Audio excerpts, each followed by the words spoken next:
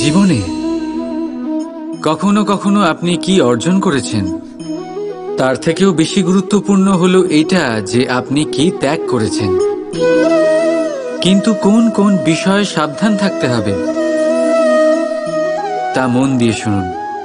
জীবনে যখনই আপনি আপনার লক্ষ্য স্থির করবেন তখন ভ্রম থেকে সাবধান থাকুন, কারণ তা আপনাকে লক্ষ্যভ্রষ্ট করে দিতে পারে।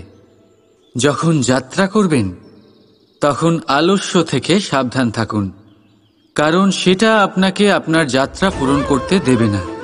যখনই ন্যায় করবেন তখন বন্ধুদের থেকে সাবধান থাকুন, কারণ তারা আপনার ন্যায় করার ক্ষমতা দুর্বল করে দিতে পারে।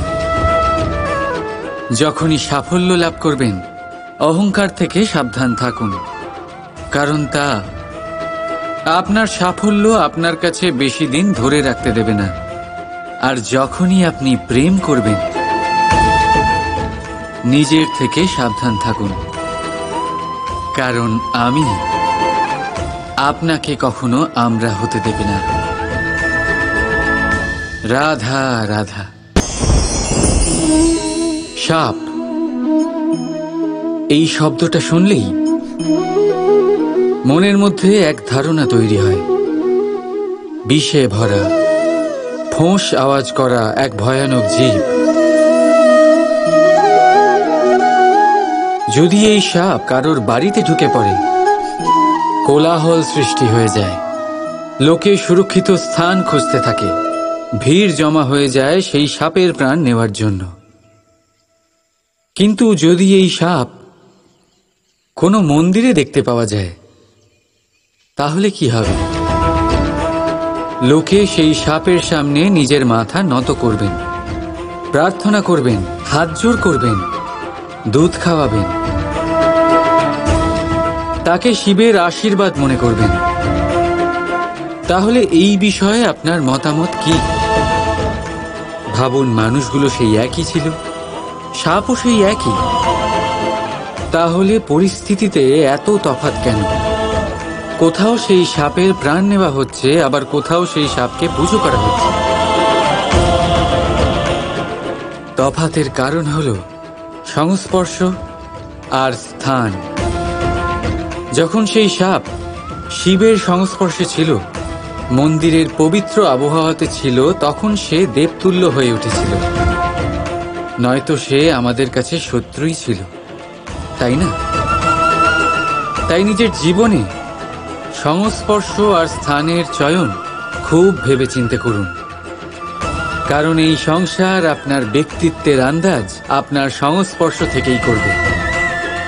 আর হ্যাঁ, এখানে বিষয় ধনী বা গরিবের নয়, এখানে বিষয় হল সংস্কারী আর সদাচারীর সঙ্গে।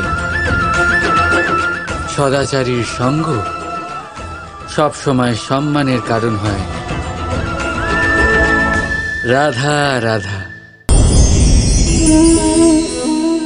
এই সংসারে জ্ঞানী কে? সেই ব্যক্তি যিনি বেদের অর্থ বোঝেন, নাকি তিনি যিনি জন্ম এবং মৃত্যুর রহস্যের সমাধান করেছেন, নাকি তিনি যিনি ৬৪ কলায় নিপুণ? না, এই সংসারে জ্ঞানী তিনি যিনি কেবলমাত্র একটা পার্থক্য বোঝেন, পার্থক্য মেনে নেওয়া আর দৃঢ় হওয়ার মধ্যে। শব্দগুলি অত্যন্ত সরল, কিন্তু যদি মন দিয়ে ভেবে দেখেন তাহলে এর অর্থ অত্যন্ত গুরুত্বপূর্ণ। বুঝিয়ে বলছি আপনাকে, যদি মেনে নেন তাহলে হার, কিন্তু যদি দৃঢ় হন তাহলে জিত। যদি মেনে নেন তাহলে কেউ আপন, কিন্তু আপনি দৃঢ় হলে সে আপনার শত্রু।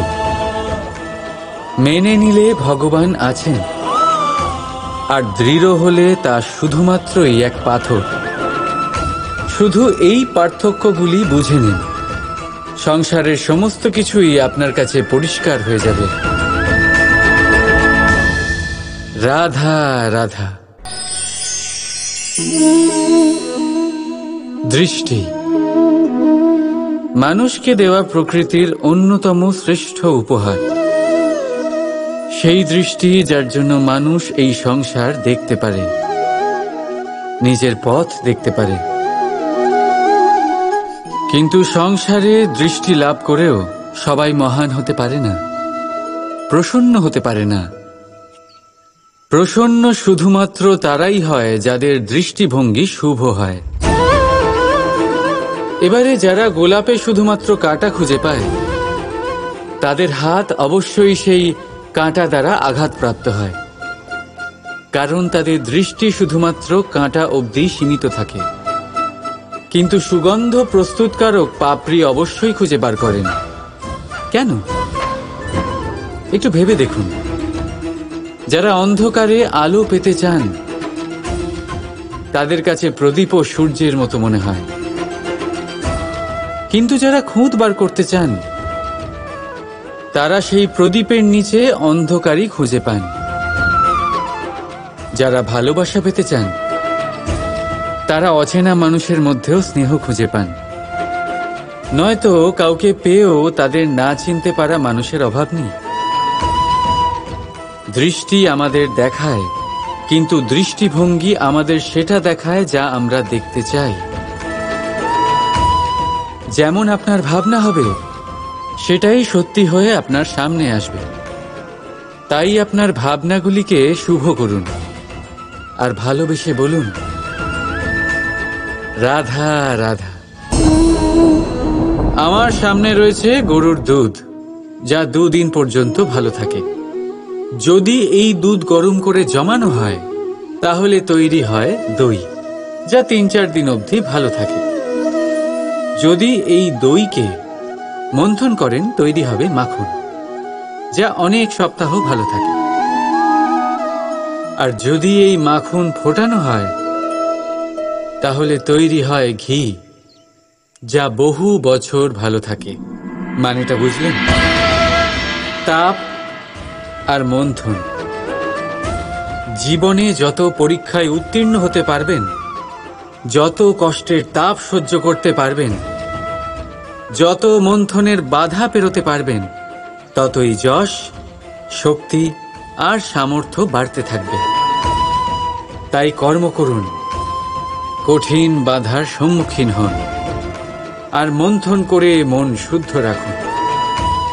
মন প্রসন্ন হয়ে বলবে, রাধা রাধা।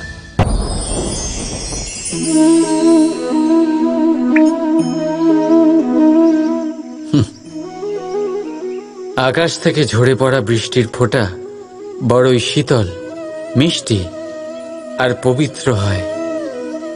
কিন্তু সবার ভাগ্য ভিন্ন ভিন্ন হয়। এবারে দেখুন, যদি কোনো ফোঁটা কলা পাতায় পড়ে, তা শিশির হয়ে থেকে যায়।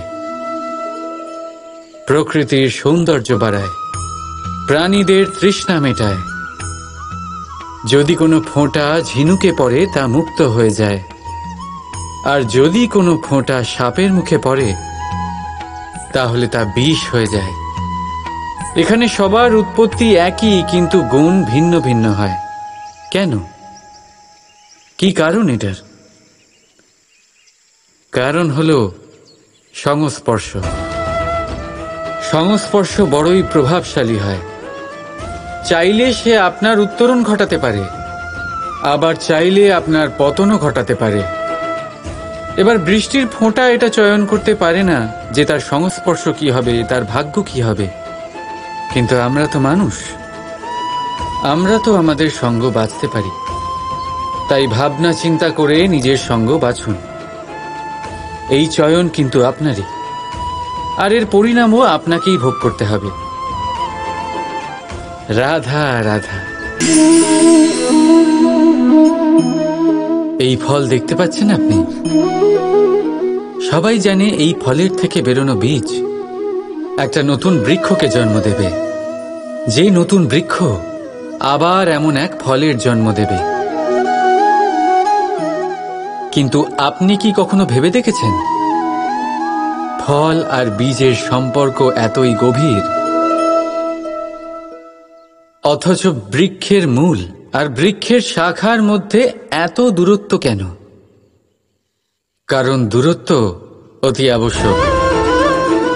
যদি আপনি কাউকে নিজের কাছে চিরকালের জন্য রাখতে চান, তখন তাদের থেকে দূরত্ব কিছু সময় দরকারি। এই দূরত্বই হলো সেই কারণ যার জন্য আপনি আপনার সঙ্গীর মাহাত্ম্য বুঝতে পারেন। এই দূরত্বের জন্যই আপনি আরো প্রেরণা পান যাতে তাদের সাথে আবার দেখা হয়।